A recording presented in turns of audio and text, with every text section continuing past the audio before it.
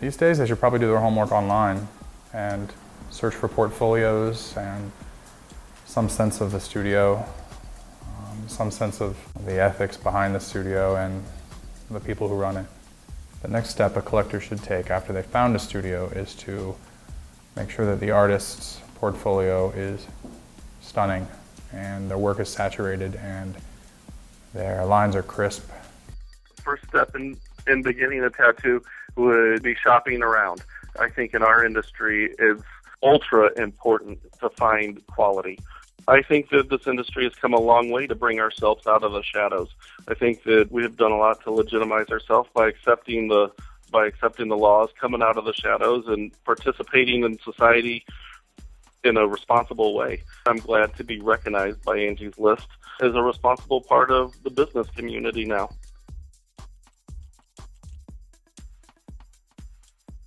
I always think you should ask about experience, how long the tattooer's been doing it, what styles he's proficient in, what his personal interests in tattooing are, and it's always good to work in that artist's specific talent.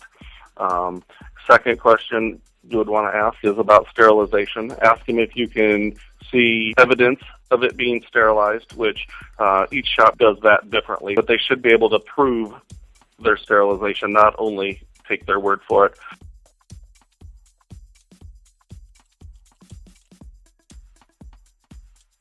They should seek a consultation where they can sit down and be listened to and can tell their story, and they need to make sure the artist can translate that.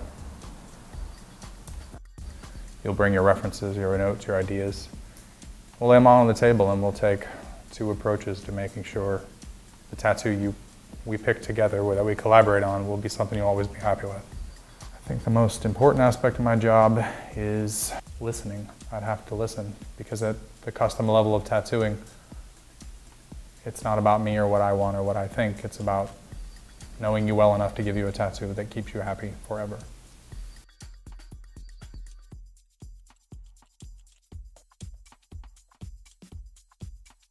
Mainly I look for people who've gotten tattoos that I know, and I see, and I ask them what their experience was, and that's when I found my tattoo artist. That's how I found her. I think it's $60 a shop minimum, and it's $120 an hour, but both of mine only took about 20 minutes, so it was just $60. And then the aftercare, they did a really good job of explaining, and my husband, who used the same shop, he even had questions after his tattoo, and he was able to email his artist, and he got a quick response. And I had a really good experience there, and I like their business, and so I wanted to help them and give them a good report, and hopefully other people will use them.